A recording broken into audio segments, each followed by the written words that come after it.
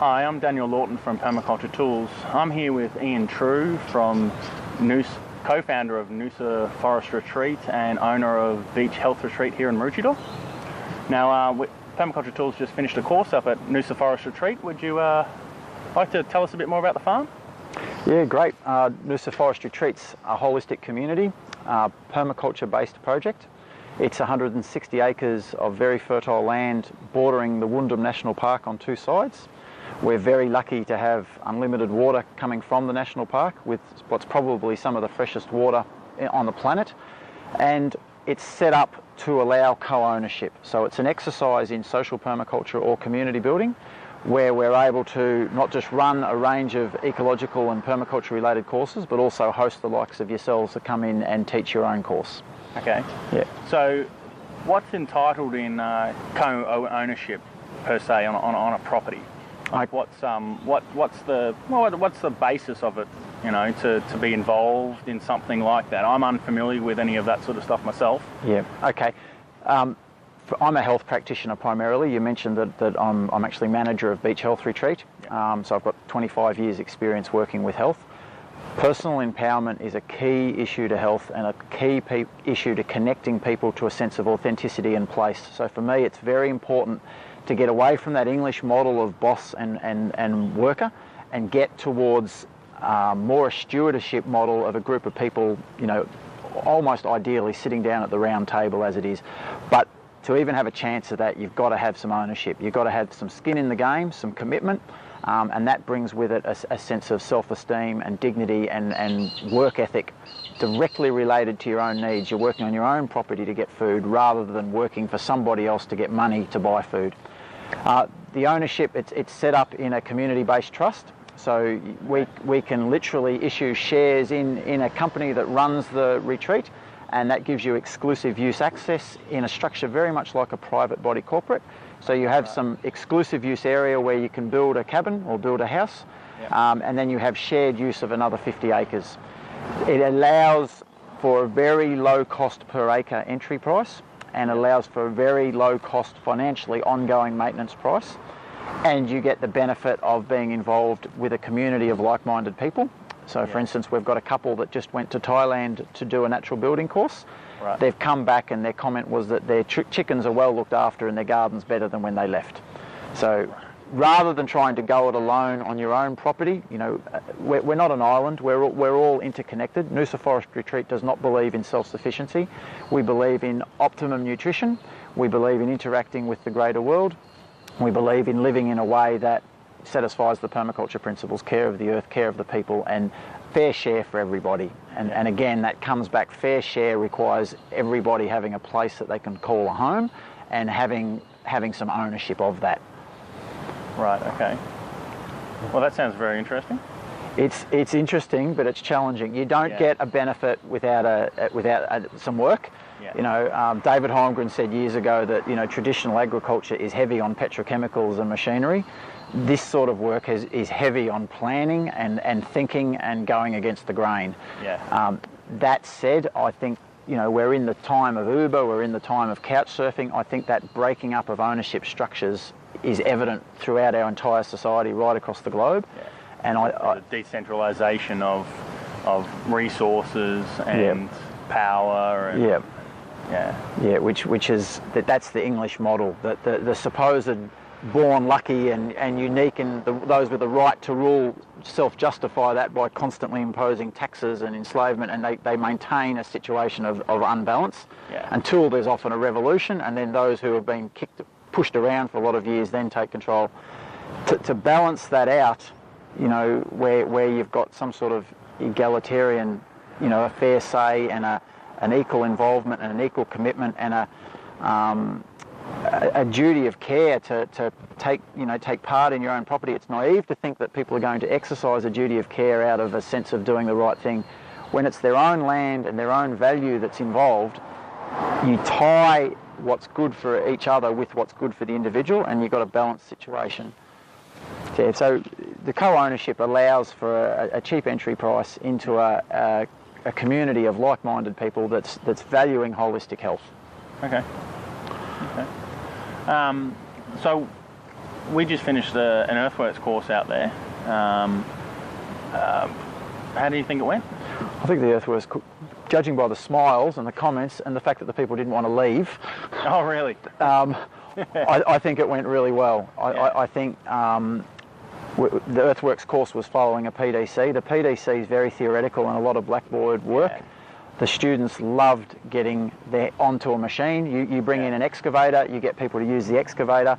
I'm not in the classroom. I mean, there's always time outside for me because I'm the same. I can't sit in the classroom, so I'm out showing stuff in the landscape, you know. Maria from Peru, quote, "It's the best thing I've ever done. I never would have thought I'd have the confidence to operate a machine. I'm now considering becoming a machine operator. It was fun." Apparently you told her women make the best machine operators. They're smoother on the machine, depending on their mindset, you know, unless they're very logical mindset. Yeah. If most women are very smooth operators, I'm very logical and clearly male. I am not smooth on a machine. I am very, very rough. I'm very quick on a machine, but I'm very rough. Yeah. And But she was good. Yeah. There was most of the guys got it really, really quickly. Some took a little bit to get into, but we had 3 machinery operators. Yeah. Out of 7. Yes. Out of 7 students. Yes. And everybody had done a PDC this time on this one. So but it was still an interesting mix from different parts of the country, and going from some had a large amount of experience and some didn't on a machine. So and it's interesting because, again, rather than having the consumer and the expert, you're teaching people how to do their own earthworks, and that you're demystifying the use of a machine. Yeah. Which I find fascinating. As you said, whether those students are now comfortable to work with a machine operator and take responsibility for the outcome with a shared sense of what can be done. We find this is important, particularly even in natural health care at Beach Health Retreat. Our best outcomes are with clients who partner with us as a practitioner and take responsibility to get a goal. That they don't just sit back passively and write a check and expect the magic pill. They realise it's a process of responsibility which requires education and being active, which is the prime directive of permaculture, you know, like take action. Yeah, well, from a course, it's not you're ready to go if you want to use a machine unless you've had experience already with it, but it's more of like say, demystifying the thing. I can actually hire one of these and go and learn how to use it. I don't have it. I never got any formal training. I mean, I have been shown by experienced operators, but the way I mainly learned was after I was shown by an experienced operator really what it can do, which is what at the part of the course, actually, the Earthworks course does exactly that. I went and played on a machine. Yeah. I had the opportunity to use one. And if I want a bilateral swale, if I want a swale that can act simultaneously as a filling mechanism, or an element of filling and an element of overflowing, if I want water to flow both ways, I can have it and I can design it, and I can instruct the machine operator confidently in how to do it, because I know as a student of your course that the machine can do it. So I've got that confidence, and I can pass that confidence on, partner with the machine operator I choose, and take responsibility for a good outcome. Yeah. Access, earthworks, you know, structures, where you're going to store water. It's the backbone of a permaculture design. Yeah. Particularly for people who have done a PDC, I think to do your course on earthworks is invaluable, because it gives them a sense of confidence and clarity around what a machine can do and how they can design those elements in to drought-proof their property, to provide water, to provide aesthetic, to provide beauty, and with a sense of realism, like what's the budget, what's it going to cost, how long does a machine take to do this? Yes. I found at the start of that course, even the earth movers, it was interesting, they had no idea on cost or how long it takes to build a swale. At the end of it, they were like, my God, you can do a long swale in a day with a good machine. Yeah. You know, this stuff's not hard. We can design these into elements. We can do this for clients. That confidence and that clarity of the practical possibilities of earth moving. You know, it is affordable, it is important, and it is easily doable. And I think the course teaches people that, which is a big development on just doing a sketch on a bit of paper with no idea of time frames and dollars. Yeah, yeah. And I get asked that a lot when I go and do consultations about earth moving, because most of the consultation I do is on earth moving. Yeah. And the initial mainframe structuring. Yeah. And they ask a lot, and I give minimum times, because the maximum time is a big question mark. You know, I always say this great thing in permaculture: the answer to every question is, it depends. Any permaculture question that you ask, the correct answer is, it depends. How long's a piece of string? That is right. Do you know how long a piece of string is? It depends. No, it's at exactly double the length from one end to the middle. Okay. That is the correct answer. Okay. I'm not even going to try and process that. It's been the end of a long day, but yeah, that's all the same. That's the same one. How long will it take? Yeah. And so exactly double the amount of time from the beginning to the middle. The time it takes. Look, I think the other thing which I think is invaluable with the course is the sense that if you do your design right from the start, you don't just have a clarity that it can be done and the time frame and the budget. You're not wasting a lot of money doing it wrong from the start. And as you pointed out, you can waste tens of thousands of dollars not getting it right, not doing your soil test to start with. I used to have lots of consultations that were like that years ago. Now I'm getting more. I had a call the other day, 2 days ago, and someone wants to buy a block of land. Yeah. And they've called me before they've made an offer on the block. Yeah. Because they want me to look at it first and say, is this value for money, or should I buy somewhere else? Yeah, before I buy it. What are the positives and negatives? They go, I want to do this, and this. Is this achievable on this block, or should I look somewhere else to buy something? Yeah. Rather than what I often used to have, which was I bought a very, very cheap block out in the middle of nowhere, and I look and go, well,